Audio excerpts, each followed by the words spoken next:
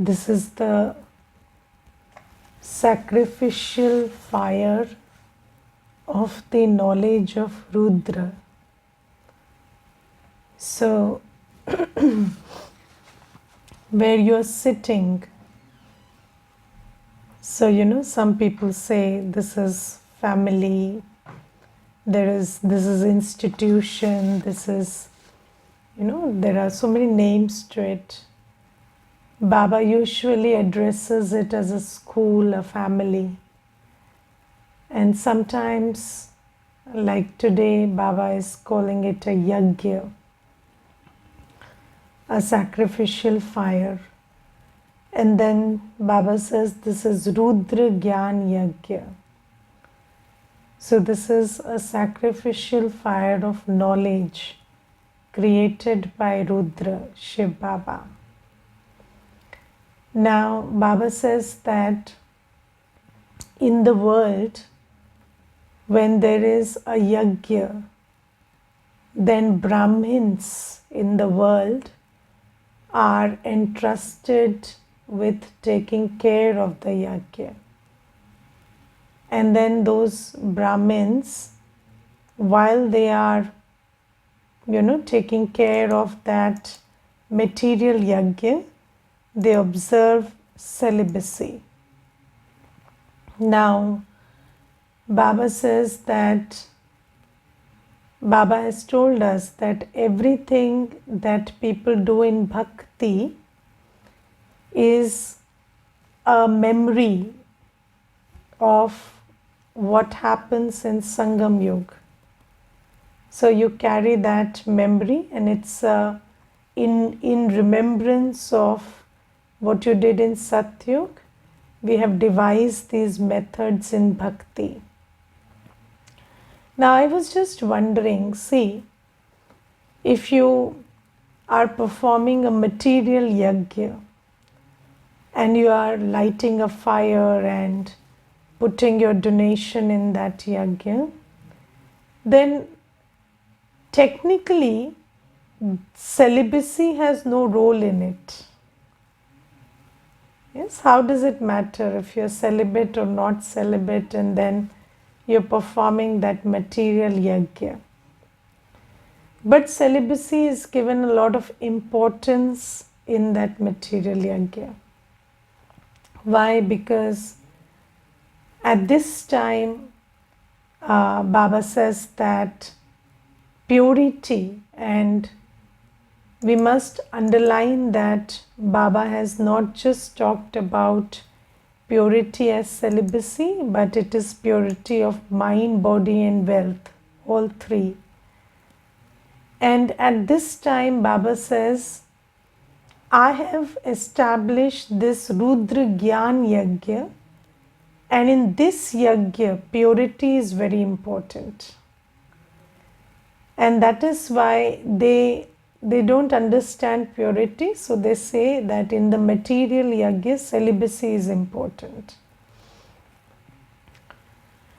So why is purity important in Rudra Gyan Yajna? So Baba says, you are Brahmins taking care of this Rudra Gyan Yajna, and this is a sacrificial fire of knowledge.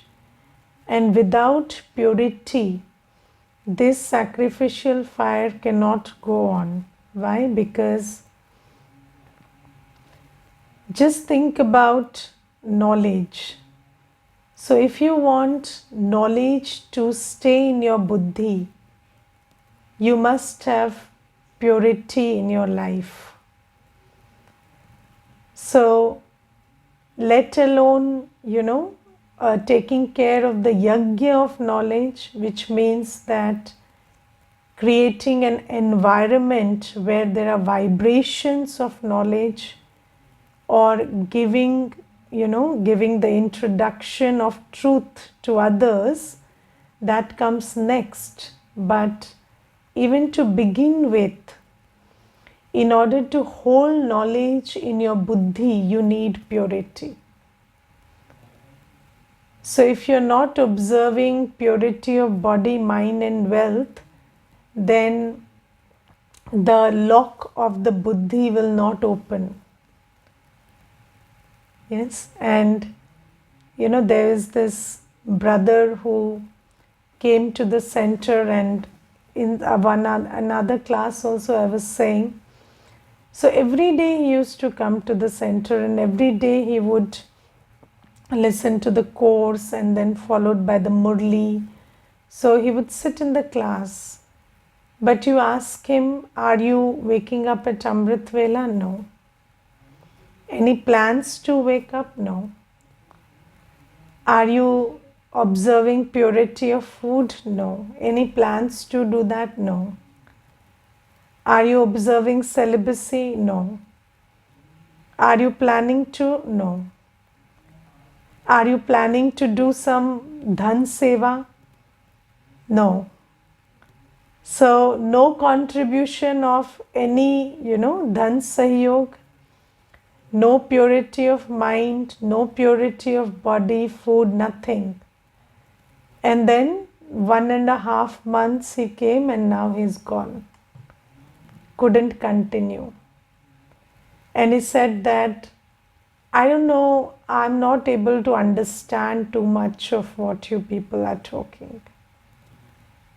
Because the buddhi cannot understand gyan if there is no purity of tan, man and dhan.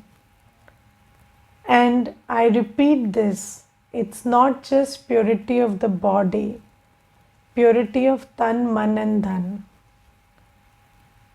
So you have to purify the mind with Baba's remembrance. You have to pay attention to physical purity, and you have to, purify your money, your wealth by putting it to yajna seva. That's how you purify the wealth. And Baba says, when there is purity of tan, man and dhan, then you will be able to, this knowledge will sit in the buddhi. And sometimes, I wonder why we don't get this simple point. We don't understand this simple thing. And we don't understand the importance of purity, complete purity in this path. And then, this knowledge which can change us into into deities from humans, doesn't sit in our buddhi. And then if you want to be a protector of the Gyan Yajna, or somebody who takes care of the Gyan Yajna, then you need Baba to work through you. Obviously, you cannot do anything on your own. And Baba cannot operate with an impure instrument. And I always think, I always keep asking myself these questions. So I usually ask myself, why am I in the center and what is my profile in the center? So, sometimes when you're working in an office, you want to know what is your job actually. And I have always thought about this thing, what is my basic, work, or what is my duty, or what am I entrusted with in the center? And basically it's about creating an environment which is knowledgeful, peaceful, pure, loveful, blissful, so that in that environment souls can get a glimpse of their own knowledgeful, pure, beautiful self.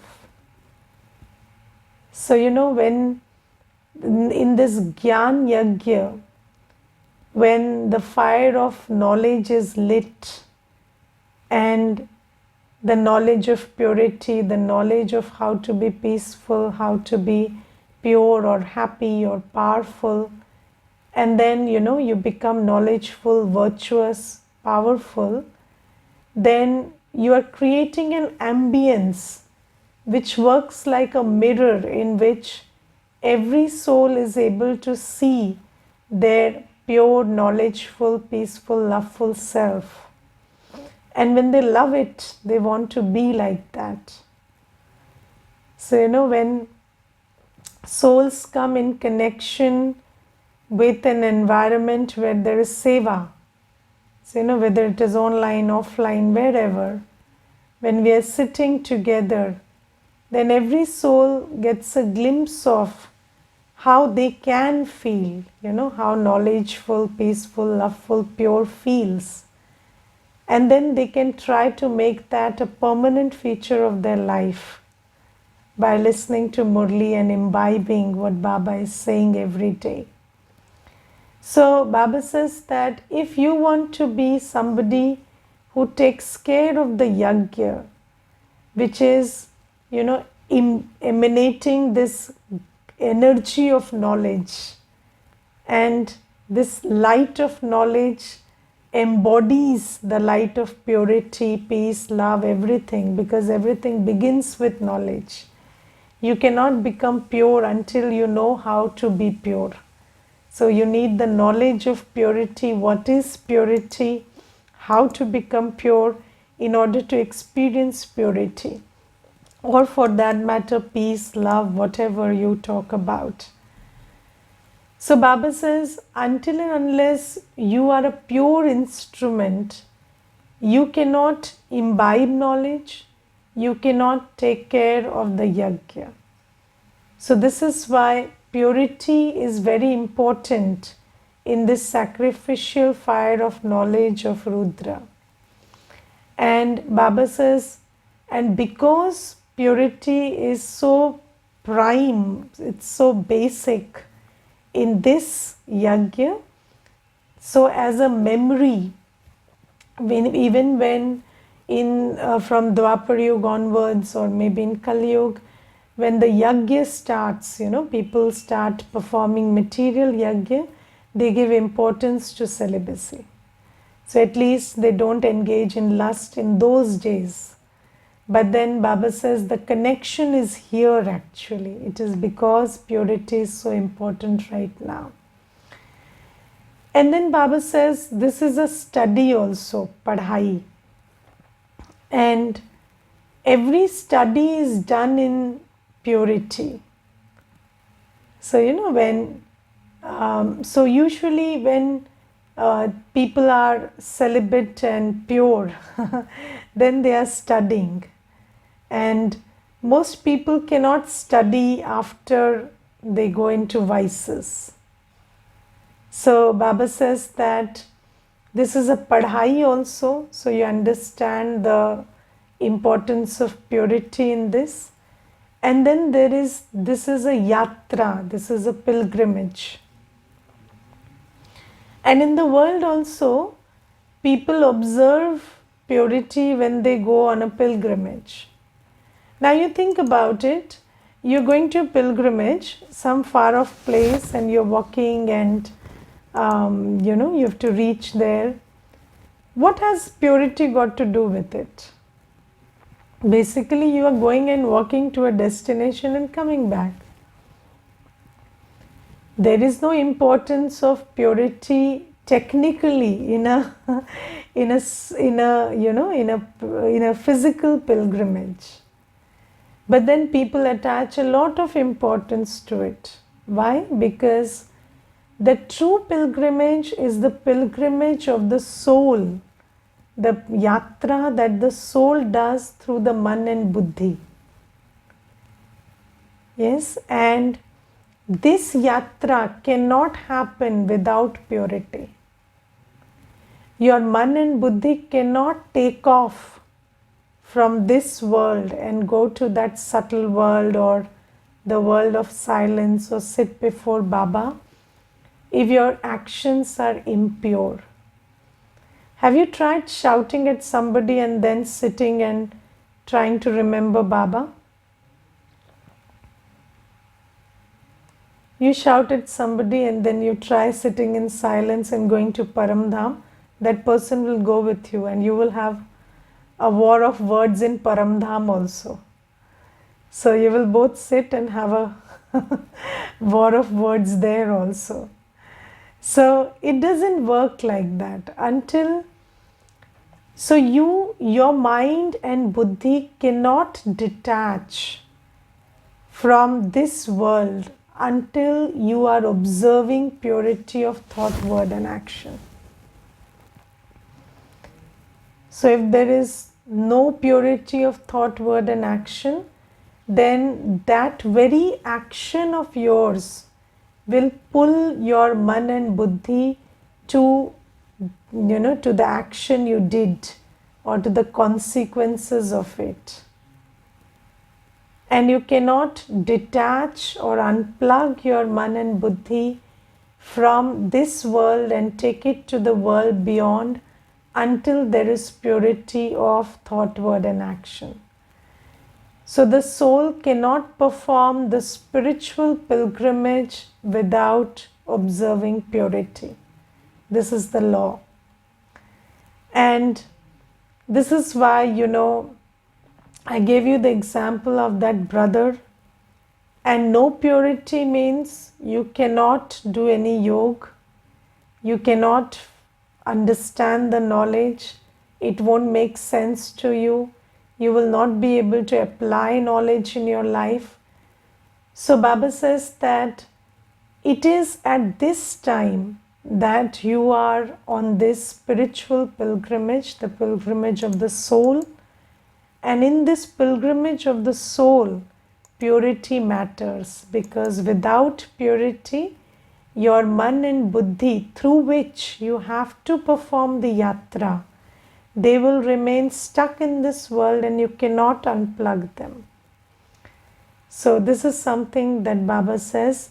So how purity and the yajna, the yatra and the padhai are connected, that we understand here. And then Baba says, as a remembrance of this, even in the yatra in bhakti or the yajna in bhakti, they attach importance to purity, but basically it is in this true yatra and true yajna that purity matters. And so you Brahmins, the true Brahmins, cannot compromise on that. Yes, whether it is the purity of body, mind and wealth or the purity of thought, word and action, you have to observe it, because Baba has given us the title, you are the protectors of the yajna. Okay, you look after the yajna. So you have to observe purity. Then Baba today gives us a very important law. And the law is, those who become Baba's helpers will receive help in the end. Yes, and we all understand that this is a law which works in the world also. If you have helped somebody, then they owe you and they help you back in time of need, and you can also claim it. But just imagine the opposite scenario. If you bail out on somebody in their time of need, you don't have the face to ask them for help. Yes. So, and these things are very subtle. I will tell you, this is a very subtle phenomena. So let's take a scenario where there is somebody and you bailed out on them sometime and then you need help. Do you have the faith and the courage to go and ask them for help?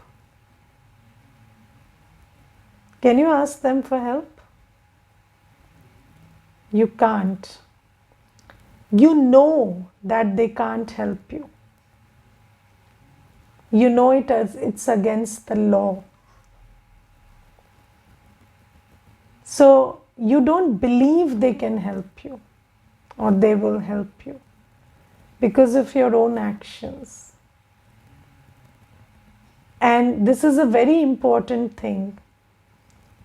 And when Baba is pronouncing so clearly about the help he needs in the establishment of the new world, those who do not become his helpers by choice, because now it's not about ignorance anymore. We know what Baba is asking. But if we don't become his helpers, we will not have the frame of mind to expect or invite or have faith that he will help me. And if you don't have that faith, how can you draw his help in the final moments? So this is how it works. And if you have been Baba's helper, you will have the confidence that Baba will help me. And I also want to mention one point in yesterday's Murli, which was very related to this. In yesterday's Murli, Baba said that everybody's conscience is biting. In the last page, Baba said that. And you see that Baba says that every soul is playing their role according to drama. It's predestined, right? But even when it is predestined, there is pap and punya. Is it not? Yes. And when there is pap and punya, then pap makes your conscience bite. Yes. I want to give you an example to make this clear. So there was this one brother, and he was Baba's child and he used to attend classes and he was pretty regular in the class. But he never became Baba's helper in any task. Anything, never did he become a helper. And I always thought this is also drama. You see, there is somebody who will become a helper, somebody who will not. And it is drama. And we always had good wishes for the child of Baba. But you know, he had a small surgery in the body. And he was very well connected. And there was no reason why that surgery couldn't go well. But that surgery didn't go well. And then when his surgery was over, I called him and I asked him, how are you doing? He said, I'm not good, Didi. My surgery didn't go well. So I said, it's okay. We can ask the doctors what can be done and everything can be taken care of. And then he told me, I want to ask you something. I said, what? He said, has this got anything to do with the fact that I have never been Baba's helper? Did my surgery go wrong because I never became Baba's helper? So I said, no, it's not like that. This is drama. This is predestined drama. So I said, then why do I feel like that? I feel this thing, Didi. And ever since my surgery went wrong, I only have this one feeling. Why? So I said, that's your guilty conscience. Now, what I want to make clear here is that, see, if you follow Srimad, if you don't follow Srimad, in both the cases, the drama is prefixed. Got it? So if the surgery has to go wrong, it has to go wrong every 5,000 years. Even if you follow Srimad very well, that doesn't change.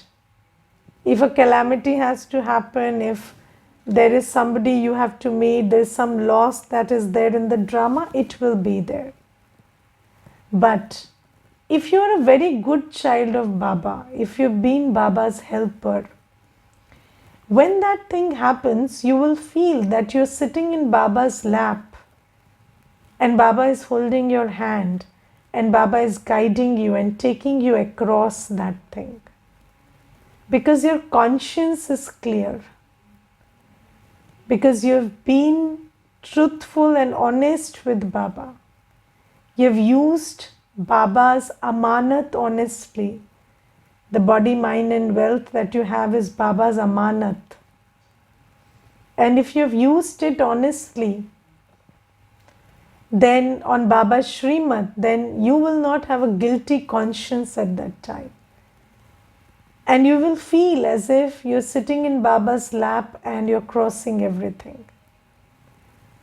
And on the other hand, if you have not been honest, if you have not been a helper, then the same situation will come. It's not like the situation will be different. But your conscience will bite. And in the time of a problem, if your conscience is not with you, then it's a big problem. A heavy conscience in a time of adversity is a very big liability. So this is how it works. So this is very subtle, today in today's Murli, Baba also says that I tell you the theory of karma. I give you the whole theory of actions. So actions are very subtle and even the residues of actions are very subtle. So it's not about apparent success, gain, apparent favorable, unfavorable situations always. It is much deeper than that. It is about you being Baba's helper and knowing that Baba is there for you and crossing everything hand in hand with Baba. So this is something I wanted to talk about today. And then in today's Murli, Baba says that, there is a Rund Mala. And so there are three malas that Baba mentions in the Murli. There is Rudra Mala, there is Vajanti Mala, and then there is Rund Mala. Now we will talk about Rund Mala today. So what is that Rund Mala? So have you seen that sometimes in Bhakti they use a mala where there are small skulls made. So there are many skulls like beads. So those beads have skull faces. And then that is used for worship. So Baba says, that same Shiv Baba who is shown as Nirakar, as a Rudraksh, that is the symbol of a Nirakar Paramatma, is also shown having a face in the Rund Mala. So in the Rudra Mala, which is made of beads of Rudraksh, there God is shown as Nirakar, not having a face. And in the Rund Mala, he is shown having a face. And similarly, you are also part of the Mala. So you are also shown as incorporeal in the Rudra Mala. And in the Rund Mala, you are shown having a face. So Baba says, then when does God take a face? So Baba says, this is the wonderful drama that Shiv Baba comes and sits in the body of Brahma Baba. And then you have a face of God. So although it is Brahma Baba's face, but you you associate a face with Nirakar Bhagwan in the form of Brahma Baba's face. So Baba says that is Baba's face, although it is not his own face, but he takes that face on loan and speaks. And then Baba says, you also have a face at this time, and I look at your face. And once I was just wondering, I was sitting in Amrit Vela, and I was just wondering, you see, we take 84 births. And in those 84 births, we have 84 faces. And obviously the beginning ones are more beautiful, and they are purer and brighter, and they are more beautiful. But then Baba doesn't see any of our faces. Baba only sees this Sangam Yugi face. And technically, this is supposed to be in the lower rung, right? Because the 84th birth body. But then just look at your face. This is the only face that receives Baba's drishti. So now do you love your face? So this face that you have in the 84th birth is the face that receives Baba's drishti. And it's the most beautiful. So Baba says that I take only this one face, which is Brahma Baba's face, to talk to you. And you also sit before me in this face. Yes, so although Baba recognizes us not through the face, yes, so there was this one person who once asked me, how does Baba recognize us? So I said, just like you recognize a computer through the IP address. So it's all very subtle. So every soul has a vibration. And that is your resonance. That is who you are. You are defined by that. And Baba recognizes you through that vibration. But then Baba also looks at this face of yours, because you go and sit before Baba with this face. It is only at this time that Baba comes and you sit before him. So don't forget that this is your most beautiful face. And then Baba today talks about Kudrat. And Baba says, Kudrat, nature, it is translated as nature in the English Murli. And science has tried to figure out what is nature. So, the nature of 5 elements. So science has tried to figure out the nature of every being, every creature, every element. And it is fascinating. If you see what they show on, Animal Planet, or how the wildlife functions, or how the underwater animals and underwater life is, or how they survive on the mountains filled with snow, it is very fascinating. And everything requires deep research to study how every being, every creature, every element of nature is different and wonderful. And Baba says, in this whole Kudrat, there is the soul also, and the Supreme Soul also. So somebody who is studying the five elements is so fascinated by it. And here you are realizing the wonder of the soul. Think about the soul, such a tiny being of light. And then you see that tiny being of light makes this whole body move, performs actions through this whole body, and actions which are subtle, which are gross, everything.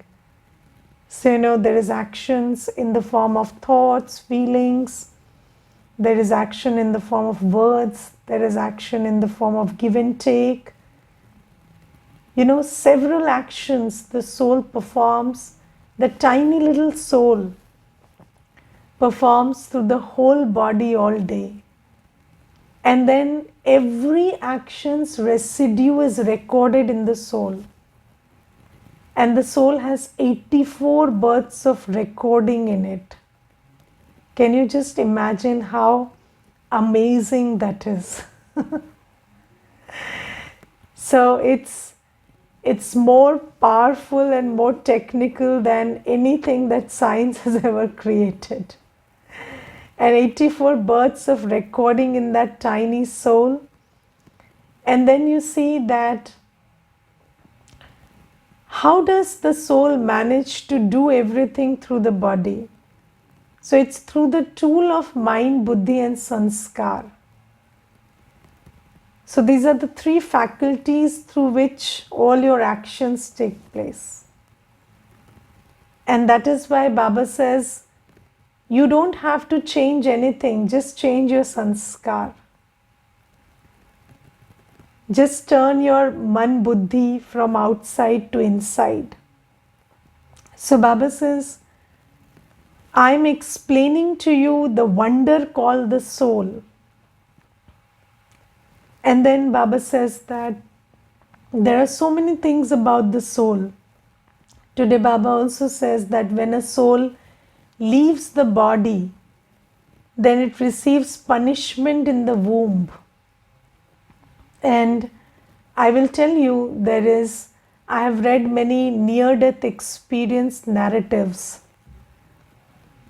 And in that, those people who have experienced near-death experience, they share that when the soul is out of the body, then there is absolute clarity about what pap and punya he did.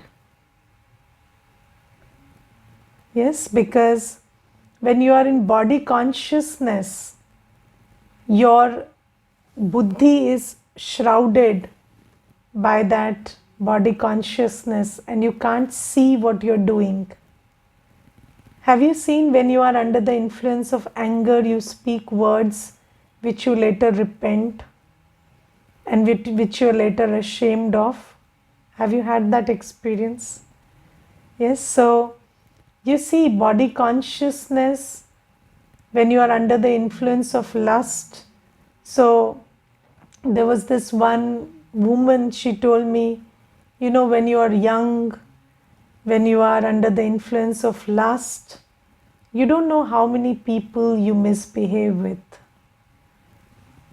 and how many you wrong and how you hurt people who genuinely care for you, because you think that whatever your hormones are dictating is the right thing to do.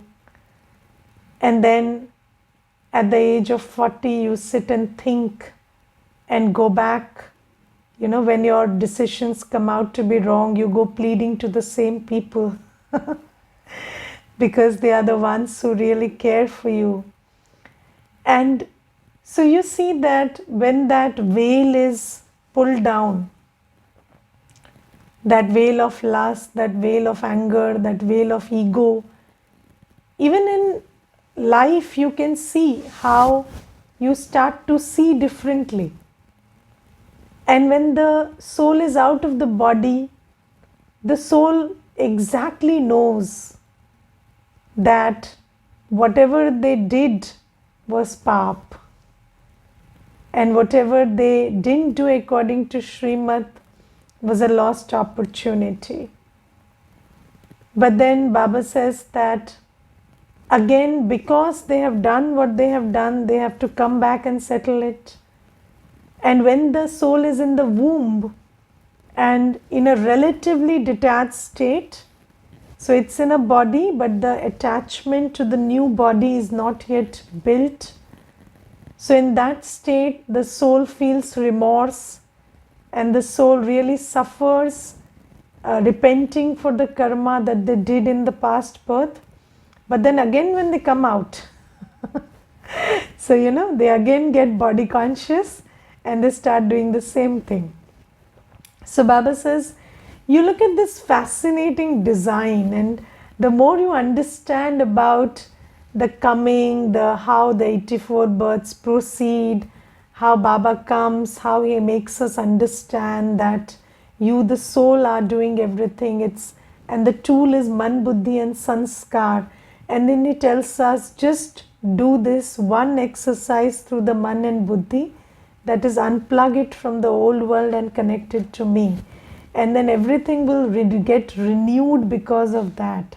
So this is a very big, wonderful nature and wonderful drama that Baba explains us. So just like the scientists are revealing the wonder of the 5 elements of nature, Baba is revealing the wonder of the 6th element, the soul. So this is today's Murli. Read it many times. It is full of many jewels. Nobody can really bring out all the jewels of the Murli even if 24 hours are given.